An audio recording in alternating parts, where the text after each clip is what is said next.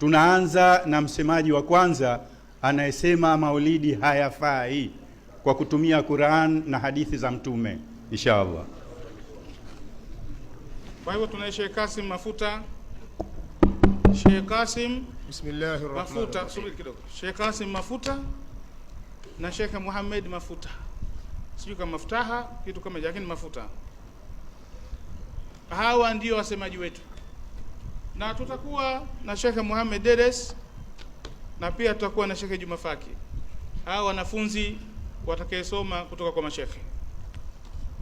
Nadhani mwenyekiti sasa nikuachie uanze kufungua kikao inshallah. Sheikh Qasim tafadhal anza. Bismillah. Bismillahir Rahmanir Rahim. الحمد لله الذي أرسل رسوله بالهدى ودين الحق ليظهره على الدين كله وكفى بالله شهيدا وأشهد أن لا إله إلا الله وحده لا شريك له إقرارا به وتوحيدا وأشهد أن محمدا عبده ورسوله صلى الله عليه وعلى آله وأصحابه وسلم تسليما مزيدا.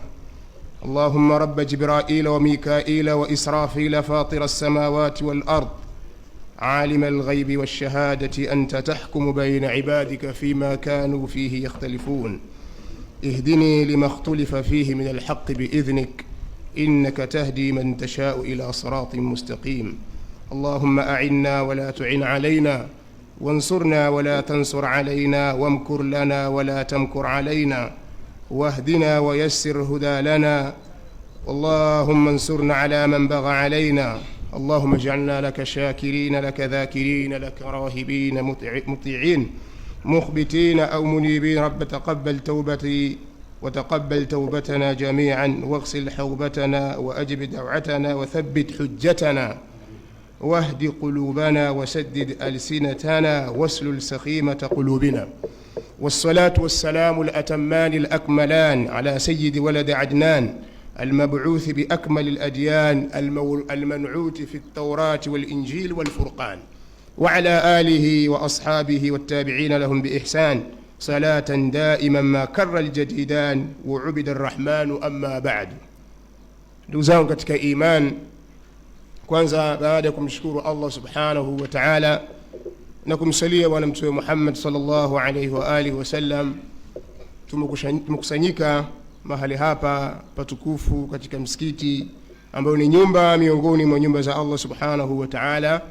Lengo na madhumuni ni kuelimishana, kufahamishana, kuwekana sawa katika baadhi ya mambo ambayo yametatiza baina yetu sisi Waislamu. Kwa hiyo kitu cha msingi ambacho tunatakiwa tukizingatie kwanza ni adabu za majalis, na hasa kuchunga heshima ya msikiti kwa kutopiga makelele na kufanya fujo, wala kutotoa maneno ambayo itakuwa ni udhia kwa wengine. Hili nalitanguliza kusema na kutilia mkazo, pamoja na kwamba limetanguliwa kusema hapo nyuma.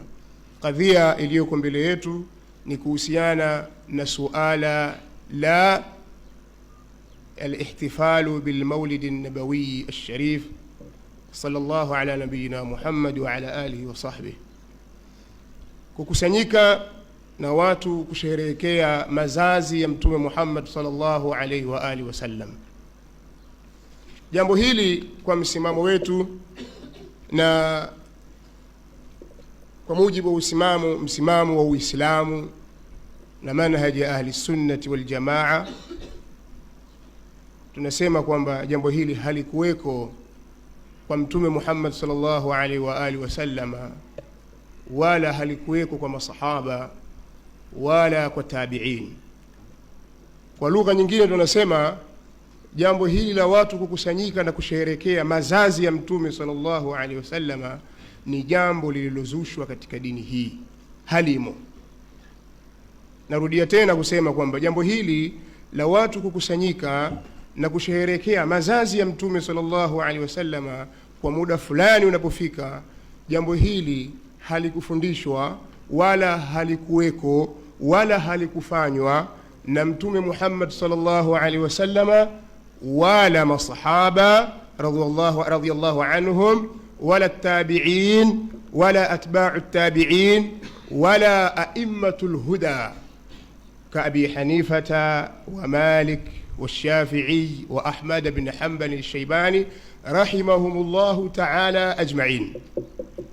Kwa hiyo tukiwa tunashakubaliana hivyo kwa upande wetu kwa msimamo wa kwamba jambo hili halikuweko, kwa hiyo yoyote atakayesema kwamba liko, basi atuonyeshe liko wapi na liko vipi, kwa maana kwamba atutajie aya au hadithi ya Mtume sallallahu alaihi wa alihi wasallama inayothibitisha kwamba jambo la kukusanyika kwa ajili ya kufanya baadhi ya mambo ambayo ni haya yafuatayo. Watu wakikaa wanakusanyika kwa ajili ya kumswalia Mtume sallallahu alaihi wasallam, lakini wanafanya utaratibu. Mathalan, kwanza wanaanza kusoma Qur'ani, kadhalika wanasoma dua kama wasilatu Shafi'i au vitu vingine, au na vile vile wanasoma kasida, kadhalika wanasoma milango mbalimbali ya maulid, ima kutumia maulid ya Samt Durar au maulid ya Barzanji au maulid mingineyo. Kadhalika wanapiga dufu, wanacheza, na ndani yake baada ya hapo kuna kiamu, wanasimama kwa madai ya kwamba hapo sasa pale anapotajwa kuzaliwa Mtume sallallahu alaihi wa alihi wasallama, na wanaleta maelezo mengi kwamba kuna hili na hili na hili na hili, wengine wakidai kwamba Mtume sallallahu alaihi wasallam huhudhuria katika majlisi hizo. Pia vile vile watu hupiana mawaidha, na baada ya hapo wengine hulishana chakula, kisha watu wakachanguka. Baada ya kutaja mtiririko huu na mingineyo ambayo yanafanywa, tunasema mkusanyiko huu wote huu, mseto wote huu haukuweko katika zama za Mtume Muhammad sallallahu alaihi wasallama, wala haukufundishwa. Kwa hiyo sisi tunaupinga kwa kusema huu ni moja katika mambo ya bid'a yaliyozushwa katika zama baada ya karne nyingi baada ya Mtume sallallahu alaihi wasallama, na wala likuwa halifahamiki katika Uislamu jambo hili. Na lau kwamba ingekuwa ni kheri na ni dini, ni jambo la kheri au ni jambo la dini, basi lingefundishwa na Mtume Muhammad sallallahu alaihi wasallam.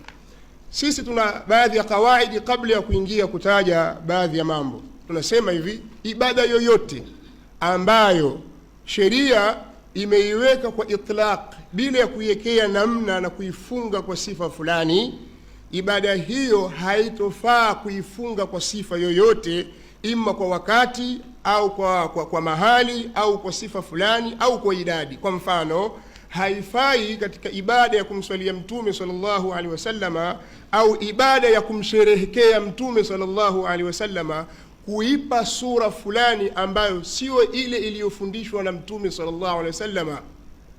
Kwa hiyo tunasema kullu ibadatin atlaqaha ash-shari'u wa qayyadaha an-nas bi ba'd al-quyud mithl al-makan aw az-zaman aw sifatin aw adadin fahiya bid'atun fala tata'abbaduha. Na ibada yoyote ile ambayo sheria katika zama za Mtume sallallahu alaihi wasallam sababu ya kuifanya ilikuweko, yani sababu ya kufanywa kwake ilikuweko, lakini Mtume sallallahu alaihi wasallam hakufanya na hakukuwa na kizuizi chochote, jambo hili vile vile litaingia katika mlango wa bid'a, kama vile kukusanyika kwa ajili ya kumswalia Mtume sallallahu alaihi wasallam katika mtindo niliotangulia kuuelezea. Kama kumswalia Mtume sallallahu alaihi wasallam katika mtindo niliotangulia kuuelezewa. Nukta hii naomba ithibitiwe. Katika ule mtindo ambao nimeutangulia kuelezea, watu wakakusanyika, wakapiga madufu, wakacheza, wakala pilau, wakala hiki, wakanywa maji, wakapeana mawaidha na mengineyo. Kwa mtindo huu, jambo kama hili halikuwepo katika zama za Mtume sallallahu alaihi wasallam na hakulifanya, na sababu ya kufanyika kwake ilikuweko na hakukuwa na kizuizi. Kulifanya jambo kama hili ni bid'a, na haifai kuzitumia baadhi ya aya zilizokuja kwa itlaqi kuwa ndio dalili ya khusus ya taqyid. Mfano, Mtume katika zama zake sallallahu alaihi wasallama aliswali bila, katika swala ya Eid mbili, bila ya adhana wala iqama. Huu ni mfano wa wazi. Haifai kwa mtu tena baada ya kuondoka Mtume sallallahu alaihi wasallam, hii leo mathalan katika swala ya Eid akasimama mtu akaadhini au akakimu, ukimuuliza ushahidi wako nini, akwambia ikama ni jambo la kheri, adhana jambo la kheri, na hadithi ya Mtume sallallahu alaihi wasallam asema kadha na aya asema kadha. Tunasema sababu ya kufanyika katika jambo hili katika zama za Mtume sallallahu alaihi wasallam ilikuweko na Mtume hakufanya. Sasa wewe kwa nini unalifanya? Kwa hiyo hiyo ni bid'a katika dini. Kwa hiyo na vile vile tutazungumzia suala la maulidi na kukusanyika kwa ajili ya maulidi. Jambo hili Kama ingekuwa ni kheri na ingekuwa ni dini, basi Mtume sallallahu alaihi wasallama angelifundisha jambo hili, na vile vile wangelifanya masahaba zake alkiram ridwanullahi ta'ala alaihim ajma'in. Lakini kuacha kwao ni ushahidi wa kutosha juu ya kwamba jambo hili halipo na halijafundishwa katika sheria, na kama lipo tunaomba maandishi ima kwenye Qur'ani au katika sunna au katika maneno ya wanawachuoni waliotangulia katika vitabu vilivyotegemewa kwamba jambo hili na utaratibu huu ulikuwepo kadha wa kadha wa kadha. Yaani hao wanawachuoni watunukulie kwamba Mtume sallallahu alaihi wasallam akafanya kadha wa kadha wa kadha wa kadha wa kadha kwa mkusanyiko huu. Nikitokea hapo nakatufahamu kwamba uzushi katika dini ni jambo lisilokubalika. Hili ni jambo linataka tufahamu kwamba sheria ya Kiislamu kadhalika katika mambo ambayo imeyapiga vita ni kuzusha katika dini jambo ambalo halikufundishwa na Mtume sallallahu alaihi wa alihi wasallam. Na kwa ushahidi wa hilo ni hadithi ambayo iko katika sahihaini, Sahihul Bukhari na Sahih Muslim, kutoka kwa Aisha radhiyallahu anha. Amesema Mtume sallallahu alaihi wasallam, man ahdatha fi amrina hadha ma laysa minhu fahuwa raddun. Wa fi riwaya Muslim, man amila amalan laysa alayhi amruna fahuwa raddun. Shami, kama tahitaji nimeonyesha hadithi iliyomo katika Sahih Bukhari na Sahih Muslim, tafanya hivyo insha Allah kutoka kwenye Sahih Bukhari na Sahih Muslim. Maana ya hadithi hii, Mtume sallallahu alaihi wasallam asema yule atakayezusha, man ahdatha, atakayezusha, fi amrina hadha, fi ni dharfia, kwa maana kwamba ndani ya dini yetu hii, ndani ya jambo letu hili ambalo ni jambo la Uislamu, ma laysa minhu, lile lisilokuwemo, fahuwa raddun, hilo ni lenye kurudishwa, kwa sababu neno raddun katika wizani wa fa'lun kama vile saddun bimaana mardud, kama vile masdud. Kwa hiyo kusema saddun au raddun bimaana mardud ay la yuqbalu, halikubaliwi.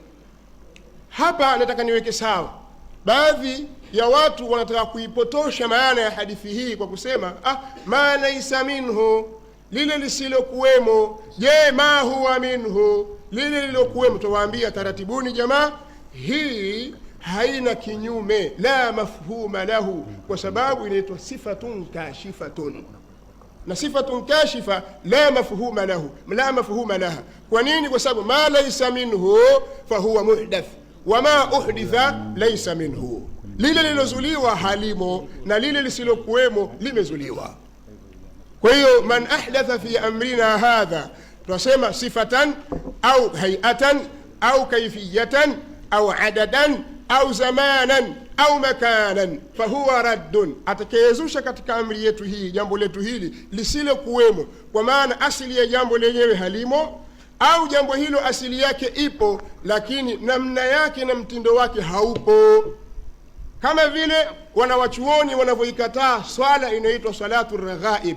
Al-Imam an-Nawawi rahimahullahu ta'ala alipoulizwa salatu raghaib, na swala ambayo inaswaliwa mwezi wa Rajab na mwezi wa Shaabani, katika fatawa yake akasema swala hizo mbili bid'atani qabihatani munkaratani madhmumatani, na hali ya kuwa ni swala, akasema ni bid'a mbili mbaya ambazo zinasemwa vibaya, zisizokubalika, na hali ya kuwa ni swala. Lakini kwa nini? Kwa sababu zimezushiwa mtindo sio ule aliofundisha Mtume Muhammad sallallahu alaihi wa alihi wasallam.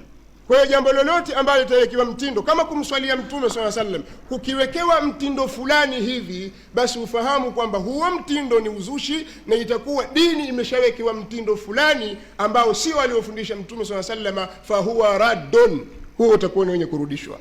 Hiyo ni hadithi ya kwanza. Hadithi ya pili ni hadithi ambayo ameitaja al-Imam wanachuoni wa Sunan kutoka kwa Irbad bin Sariya as-Sulami radhiyallahu anhu. Hadithi ni ndefu, lakini Mtume sallallahu alaihi wasallam anatuambia, fa innahu man ya'ish minkum fasayara ikhtilafan kathira, yule ambaye ataishi miongoni mwenu nyinyi atakuja kukutana na atakuja kuziona ikhtilafu nyingi kama hizi za maulidi yafaa au hayafai. Fa alaikum bisunnati, basi kwa wakati huo lazimianeni nyinyi na mwenendo wangu mimi. yani yale ambayo ametufundisha Mtume sallallahu alaihi wasallam ndiyo tuyafanye, na yale ambayo hakuyafundisha tuyaache, kama vile kukusanyika kwa ajili ya maulidi. فعليكم بسنتي وسنة الخلفاء الراشدين، na sunna ya makhalifa wangu waongofu, addu almahdiyina, wenye kuongoza min ba'di, tamassaku biha, shikamaneni nazo, wa addu alaiha bin nawajid, naziumeni kwa magego, meno ya mwisho, kwa maana ya kwamba shikamaneni nazo sunna hizo barabara wakati wa kutokea ikhtilafu. wa iyyakum wa muhdathati al-umuri, tahadharini na yenye kuzushwa katika mambo kama mikusanyiko ya maulidi. Fa inna kulla bid'atin dalala, kwa sababu kila kilichozuliwa yani katika dini ni upotevu. Zisabuni kullu ziko ngapi nitakazozitaja? Fa inna kulla bid'atin dalala, kwa sababu kila muhdathatin bid'a, kila chenye kuzuliwa ni bid'a. Wa kulla bid'atin dalala, na kila bid'a ni upotevu. Wa kulla dhalalatin fi nnari, na kila upotevu ni motoni. Huu ni ushahidi ambao tunautumia kuzivunja bid'a zote ambazo zimeletwa katika dini. Ukirejea katika hadithi utakuta fi amrina hadha, hadithi nyingine ambayo ukikusanya na hadithi hii tunapata maana kamili kwamba uzushi ndani ya dini ndio haukubaliki. Sasa baadhi ya watu wanasema hapana, kullu gani? Kullu hii yaenea au haienei? Kwa maana wakitaka kusema kwamba kullu hii hapa haienei, na watakutajia ushahidi wa aya nyingine, wakana waraahum malikun ya'khudhu kulla safinatin ghasba, tunasema kwamba ab'adtumun najaa, mmepeleka mbali malisho huko siko. Tubaki katika asili ni nini?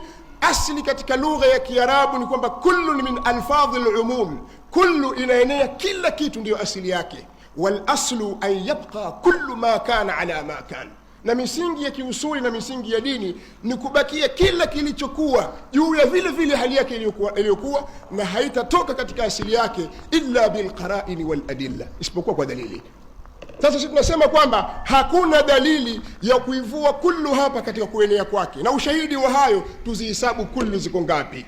Kullu ya kwanza yasema fa inna kulla muhdathatin bid'ah, kila kilichozuliwa ni bid'ah. Baadhi ya ndugu zetu wanasema hapana, si kila kilichozuliwa ni bid'ah. Twende ya pili, wa kulla bid'atin dalala, na kila bid'ah ni upotevu. Sema hapana, sio kila bid'ah ni upotevu.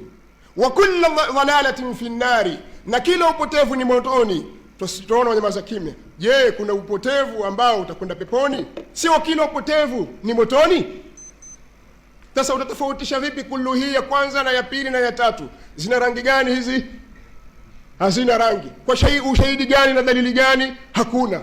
Kwa hiyo kullu zimebaki katika asili yake, kwamba kullu hii ya kwanza na ya pili na ya tatu zote ni moja, kwamba wa kullu dhalalatin fi nnari, kila upotevu ni motoni. Hakuna upotevu utakwenda peponi abadan, hakuna. Ikiwa hii haiwezi kutoka, hakuna kinachotoka, kadhalika kwenye ya kwanza hakuna kinachotoka mpaka ije dalili ya kutufanya kututoa katika hilo. Wala dalila ala dhalik, na hakuna dalili juu ya hilo, maneno matupu. Baadhi ya wanawachuoni wamefikia kuigawa bid'a katika sehemu, wakasema hapana, bid'a inagawanyika katika sehemu mbalimbali, na ushahidi ni hadithi, kwa sababu wanasema kuna bid'atun hasanatun, bid'a nzuri, na kuna bid'atun sayyi'atun, bid'a mbaya. Sisi tunawaambia, tunasema maulidi ni katika bid'a, na kulla bid'atin dalala, kila bid'a ni upotevu, wa kulla dalalatin fi nnari, na kila upotevu ni motoni. Wao watuambia hapana, ziko bid'a nyingine ni nzuri, bid'atun hasana. Tunawaambia tutaka ushahidi kutoka kwenye Qur'ani au kwenye sunna za Mtume sallallahu alaihi wasallam kwamba iko bid'a nzuri. Angalia sasa ndugu zetu wanasema Mtume sallallahu alaihi wasallam akasema man sanna fil islami sunnatan hasana, mwenye kuanzisha katika Uislamu sunna nzuri. Tunaelewana? Sisi tunasema tunataka bid'a nzuri, hatutaki sunna nzuri. Kuna tofauti baina ya bid'a na sunna. Ukiambiwa leta ushahidi jua kwamba kuna bid'a nzuri, sema ushahidi, labda utunge hadithi useme man ibtadaa fil islami bid'atan hasana, na hakuna hadithi hiyo, utakuwa umemzulia Mtume sallallahu alaihi wasallam. Hadithi iliyokuja inasema man sanna fil islami sunnatan hasana, atakayeanzisha katika Uislamu akauhuisha katika Uislamu mwenendo mzuri. Tumwangalie Imam Shatibi katika kitabu chake Al-Muwafaqat juzuu ya kwanza, anaitafsiri vipi hadithi hii ya Mtume sallallahu alaihi wasallam. Leta Al-Muwafaqat. Hiki ni kitabu Al-I'tisam cha Imam Shatibi katika ukurasa معلش naam, kitabu hili Al-Muwafaqat ni Al-I'tisam. Katika kitabu Al-I'tisam ni hiki hapa, kama kitahitajika mbele hapo basi tutakileta insha Allah, katika juzuu ya kwanza ukurasa wa 303 mpaka 306. Al-Imam Shatibi rahimahullah ta'ala anasema, amma al-wajhu al-awwal, katika kuelezea hadithi hii, ama wajhi wa kwanza, fa inna qawlahu alayhi salam man sanna sunnatan hasanatan, al-hadith laysa al-muradu bihi al-ikhtira'u al-batta. ليس المراد به الاختراع البتة. anasema Imam Shatibi, ama wajhi wa kwanza, hakika kauli yake sallallahu alaihi wasallam aliposema man sanna sunnatan hasana, atakayeanzisha sunna njema nzuri, hadithi mpaka mwisho wa hadithi, asema sio makusudio yake kuzusha abadan, sio makusudio yake. Kisha akaendelea, wa illa lazima min dhalika at-ta'arud baina al-adilla al-qat'iyya, akaendelea kama itahitajika kwamba kuna maneno nimeyaruka haya na bomoa haya ninayoyasema, basi kitabu kipo itabainishwa insha Allah. Lakini akaendelea kisha akasema, falaysa al-muradu bil hadithi al-istinanu bimaana al-ikhtira', makusudio sio makusudio ya hadithi kwa maana istinani, maana yake ni kuzusha. Wa innama almuradu bihi, makusudio yake, al'amalu bima thabata min as-sunnati an-nabawiyya. Al'amalu bima thabata min as-sunnati an-nabawiyya, ni kuyafanyia kazi yale yaliyothibiti katika sunna za Mtume sallallahu alaihi wasallam, wa dhalika min wajhayn, na hilo linapatikana kwa njia mbili. Katika aliyoyataja asema wajhi wa kwanza ni ile sababu ya kupokewa hadithi hii. Kwa nini Mtume sallallahu alaihi wasallam akayazungumza maneno haya? Akataja kwamba sababu ya kuzungumza maneno haya ni pale alipohamasisha maswahaba watoe sadaka, wakachelewa kutoa, akasimama mtu katika Ansari akatoa sadaka. Alipotoa yeye sadaka, wengine wakafuatia. Kwa hiyo yule hakuanzisha utoaji wa sadaka, bali aliendeleza na kuifanya sunna iliyothibiti kutoka kwa Mtume sallallahu alaihi wasallam. Hakuna bid'atun hasanatun, hakuna. Na aliyenayo ailete bid'a hasana kwa ushahidi wa hadithi. Baadhi yao wanatoa ushahidi wa matukio ya masahaba walioyafanya mbele ya Mtume sallallahu alaihi wasallam, na Mtume akawakubalia. Kwambia sahaba siku moja alifika katika swala ya Mtume, akarukuu, akaiwahi rukuu, akasema sami Allahu liman hamida rabbana walakal hamdu, Mtume sallallahu alaihi wasallam akalikubali lile. Au kauli ya Bilal aliposema as-salatu khairun minan nawmi, au Bilal kitendo chake cha kuchukua udhu kila anapokuswali rakaa mbili, kila anapochukua udhu. Wanasema pia kadhalika ni ushahidi wa kwamba hiyo ni bid'a hasana. Tusema la hasha, hiyo ni sunnatun taqririyatun. Tukiacha swala hilo, maana hizi ni baadhi ya shubahati ambazo baadhi ya wenye kutetea mambo ya bid'a, hasa bid'a ya kukusanyika kwa maulid, wanazitaja, na sisi tuwaambia hizo kwa zote mnazozitaja bado hazijakuwa ni dalili zenye kutegemewa kutoka kwenye Qur'ani wala katika Sunna, bali mara nyingine wanaruka katika baadhi ya aya, kama vile aya katika suratu Yunus na aya katika suratul Ahzab, qul bifadlillahi wa birahmatihi. Aya hii kadhalika wanaitumia, na ya ayyuhalladhina amanu sallu alayhi wa sallimu taslima, lakini jawabu yake itafuatia baadaye katika uchangiaji kama itatolewa upande wa pili.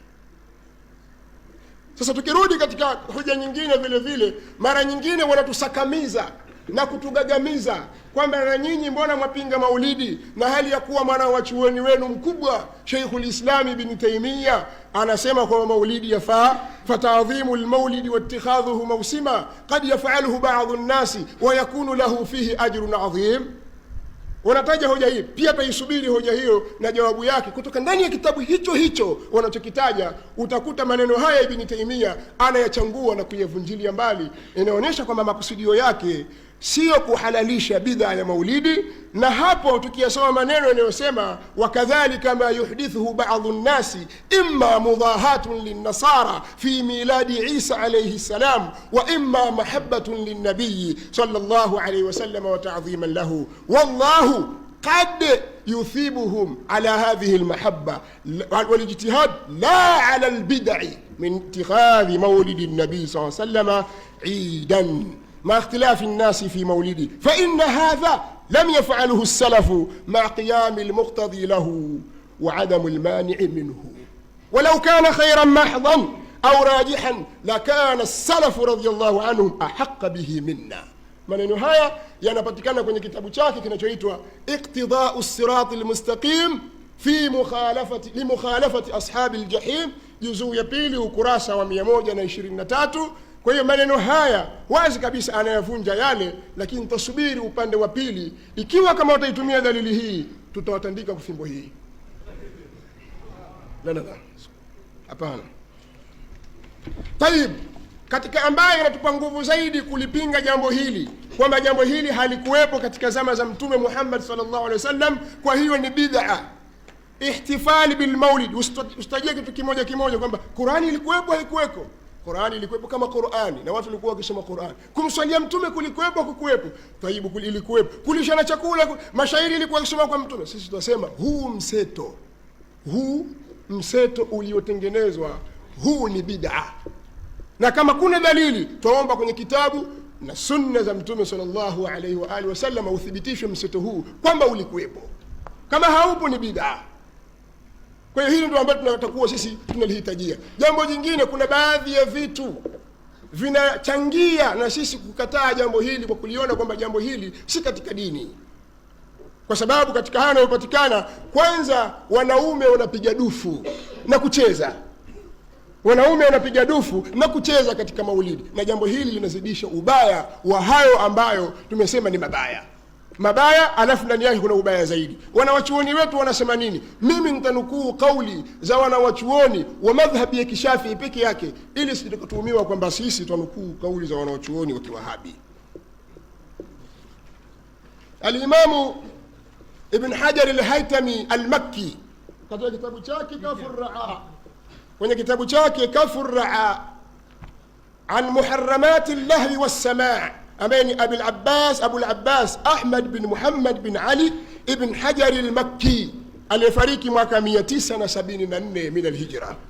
Anasema haya aliyofuatia: naqala al-Qurtubi, amenukuu Imamu al-Qurtubi katika kitabu chake Jami'ul Bayan, tumekuja nacho pia, anil Imamu at-Tursusi mwenye kitabu al-Hawadith wal Bid'ah, tumekuja nacho pia, annahu suila, kwamba yeye aliulizwa, an qaumin, kuhusiana watu ambao fi makanin, wako katika sehemu fulani, yaqrauna shay'an min al-Qur'ani, wanasoma kitu katika Qur'ani, thumma, kisha wakishasoma Qur'ani, yunshidu lahum munshidun, anaimba miongoni mwao muimbaji, shay'an min ash-shi'ri, vitu katika mashairi, fayarqusun, mara wanaanza kucheza, wayutribuna wayadribuna bidufi washababa, na wanaanza kuimba na wanapiga dufu na nai. Halil hudhuru maahum halalun am la, kuhudhuria kwa pamoja na wao ni halali au hapana? Faajab, akajibu al-Imamu at-Tursusi akinukuliwa na al-Qurtubi, na hapa al-Imamu Ibn Hajar al-Haytami ananukuu akasema, madhhabu sadati sufiyya anna hadha batalatun wa dalala wama al-islamu illa kitabullahi wa sunnatu rasulihi sallallahu alaihi wasallam, kwamba jambo hili ni jambo la batili na ni upotevu. Uislamu haukuwa ila ni kitabu na sunna za mtume wake sallallahu alaihi wasallam. Wa amma ar-raqsu wat-tawajud, ama kucheza na kupandisha midadi, fa awwalu man ahdathahu, mtu wa mwanzo aliyezusha hayo, ashabu Samiri, ni wafuasi wa Samiri. Lamma ittakhadha lahum ijlan jasadan, pale alipowatengenezea mwana ndama kuwa ni kiwiliwili, lahu khuwar, ambaye ilikuwa kichwa mungurume bo, fa atau yarqusuna hawlahu wa yatawajadun, wakaenda wakawa wanacheza pembezoni mwake na wanapandisha midadi. Watawajud wa huwa ar-raqsu dinul kuffari wa ubadul ijli, asema jambo hili ni dini ya makafiri na wale wenye kuabudu mwanandama. Wa inna ma kana majlisun nabii sallallahu alayhi wasallam ma ashabi, ilikuwa majlisi ya mtume na maswahaba zake, kaannama ala ruusihim at-tayr min al-waqari, fayambaghi, tafsiri hapa, fayambaghi ala sultani, inatakiwa kwa mtawala, wa nuwabihi, na wale manaibu zake, an yamnauhum min alhudhuri wa ghayri mithli masajidi wa ghayriha, awazuie wasihudhurie msikitini na sehemu nyingine, wakatazwe. Wala yahillu li ahadin yu'minu billahi wal yawmil akhir, haifai kwa mtu yoyote anayemwamini Allah na siku ya mwisho, an yahdhura ma'ahum, kuhudhuria pamoja na wao. Wakawa wamekusanyika wasoma Qur'ani, waimba kasida, wapige madufu, waanza kucheza, usihudhurie, si halali kwako wewe. Wala yu'inuhum ala batilihim, wala siwasaidie kwenye batili yao. Anasema maneno yafuatayo: wa hadha madhhabu al-imami ash-shafi'i wa maliki wa abi hanifata wa ahmada wa ghayrihim min a'immati al-muslimin. Asema haya ndio madhehebu ya nani? Ya Shafi'i, sio Wahabi. Na haya ndio madhehebu ya Maliki, si Wahabi. Ndio madhehebu ya Abu Hanifa, si Wahabi. Na Imamu Ahmad, na sio Wahabi, na wengineo katika wanawachuoni wa Kiislamu. Imamu Ibn Hajar al-Makki akasema fata'ammaluhu wahfadhuhu, maneno haya yazingatie na uyahifadhi, fa innahu al-haqq, kwa sababu ndio haki, wa ghayruhu batilun, lakini na sio kuwa hayo ndio batili. Ghayatuhu al-qati'atu wal-atham, mwisho wake ni watu kukatana na kugawana na kujipatia madhambi.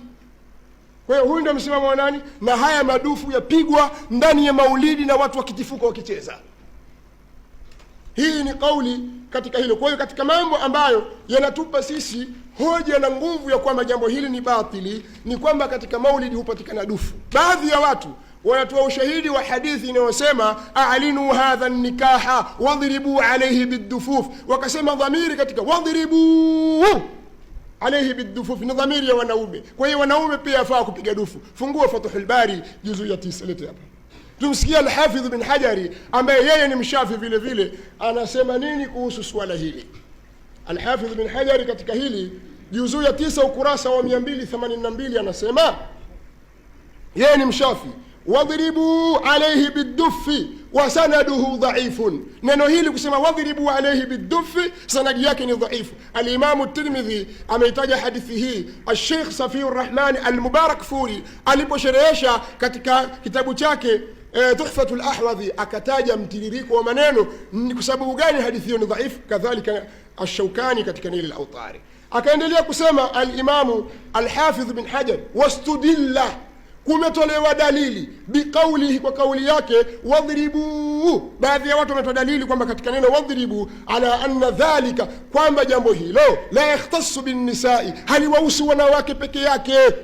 Al-Hafidh bin Hajar asema lakinahu dhaifun, lakini hiyo kauli ni dhaifu.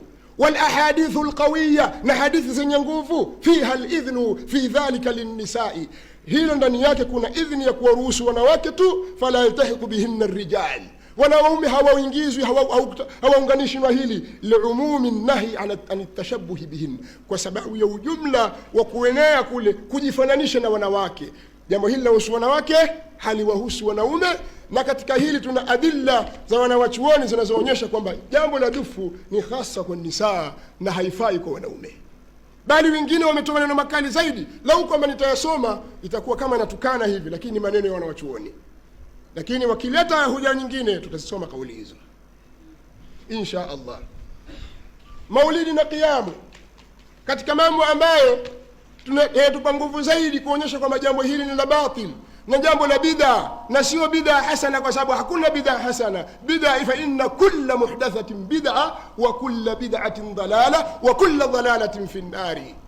Kwa ushahidi huo sasa, hawa wamesha jambo jingine katika maulid, wakifika mahali husimama kwamba sasa mtume kazaliwa, au wanamathili kwamba mtume amezaliwa, kwa hiyo wanasimama. Tumsikilize al-Imam Ibn Hajar al-Haytami katika al-Fatawa al-Hadithiyya, naye kadhalika ni mshafi. Leta al-Fatawa al-Hadithiyya, ataja ushahidi, asema matlabun fi anna al-qiyama athna'a maulidihi ash-sharifi bid'atun.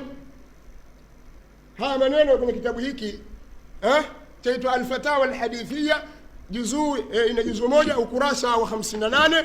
Asema matlabun, haya ni matlabu sasa kuhusiana na kisimamo katikati ya maulidi ya mtume. Jambo hili ni bid'a, la yambaghi fi'luha, haitakiwi kulifanya. Ndugu zetu wanalifanya, sijui kwa ushahidi gani. Anasema Wanadhiru dhalika, na mfano wa hayo, fi'lu kathirin, ni matendo ya wengi, inda dhikri maulidihi sallallahu alaihi wasallam, wakati wa kutajwa kuzaliwa kwake mtume sallallahu alaihi wasallam, wa wad'i ummuhu lahu, wa wad'i ummihi lahu, na kuzaliwa na mama yake, min alqiyamati, akisimamo, wa huwa aidan bid'atun, nao vile vile ni bid'a, lam yarid fihi shay'un, haijawahi kupokea kitu chochote katika hadithi wala katika chochote, ala anna an-nasa inma yaf'aluna dhalika ta'dhiman lahu sallallahu alaihi wasallam, pamoja na kwamba watu wanalifanya hilo kwa ajili ya kumwadhimisha mtume sallallahu alaihi wasallam. Fal-awamu, wajinga, ma'dhurun, wamepewa udhuru, wasiojua Mungu Allah atawasamehe, bi khilafi al-khawas, kinyume na wale wanaojifanya wajua, wale hawasameki. Haya ni maneno ameyataja al-Imamu Ibn Hajar al-Haytami al-Shafi'i al-Makki kwenye kitabu al-Fatawa al-Hadithiyya. Kwa hiyo tuna haki ya kuhoji, tuna haki ya kuhoji ikiwa jambo hili halikufanyika wala hakulifundisha mtume sallallahu alaihi wasallam, na nyinyi mnasema kuwa ni kheri, pamoja na makataa kwamba sio dini, lakini mwasema mpata thawabu. Sio dini lakini mmeelekea mtindo. Haya, mkisema sio dini lakini mwitakidi kwamba ni kheri na sio shari, kheri hii ilijificha kwa mtume sallallahu alaihi wasallam. Ilikuwaje mtume sallallahu alaihi wasallam asherehekee kuzaliwa kwake tofauti na mnavyofanya nyinyi? Mtume sallallahu alaihi wasallam alikuwa akifunga siku ya Jumatatu, na akiulizwa kwa nini, alipoulizwa sababu ya kufunga hivyo, akasema hii ndio siku niliozaliwa, akataja vitu vinginevyo. Huko ndio kusherehekea kwa mtume sallallahu alaihi wasallam. Anayetaka kumfurahikia mtume sallallahu alaihi wasallam na afanye kama alivyofanya, na sio kuzusha mitindo mingine ambayo haiko. Na ndio maana Imam Shatibi rahimahullah ta'ala, ni mwanachuoni wa Kimaliki al-Ghirnati al-Andalusi, kwenye kitabu chake al-I'tisam kadhalika amesema maneno kama hayo. Akasema alipokuwa akielezea taarifu ya bid'a, akasema hivi, na hapa ninanukuu. Anasema bid'a maana yake ni tariqatun fi ad-din mukhtara'a tudahi shar'iyya yuqsadu bis-suluki 'alayha al-mubalaghatu fi at-ta'abbud lillahi subhanahu. Kisha akasema wa minha iltizamu al-kayfiyati wal-hay'ati al-mu'ayyanati kadhikri bihay'ati al-ijtima'i ala sawtin wahid wa ittikhadhi yawmi wiladati an-nabiy sallallahu alayhi wasallam 'idan wa ma ashbaha dhalika. Miongoni mwa hayo ya bid'a ni watu kujilazimisha kufanya mitindo fulani na kuleta namna maalumu, kama vile kudhikiri kwa mtindo wa pamoja, kwa sauti moja, na kuifanya siku ya kuzaliwa mtume sallallahu alaihi wasallam ni siku ya sherehe. Jambo hili limezuliwa kwa mtindo huu unaofanyika hivi sasa. Huenda wengine wakatoa ushahidi kwamba mtume alipofika Madina alipokelewa na madufu, tala albadhiru alaina min thaniyati alwadaa. Hilo tunalisubiri katika maelezo ikiwa litatolewa, lakini sidhani, kutokana na udhaifu wa jambo hili lilivyo, sidhani kama litatolewa kama ni hujja, lakini wala na fi dhalika maqamun akhar insha Allah ta'ala.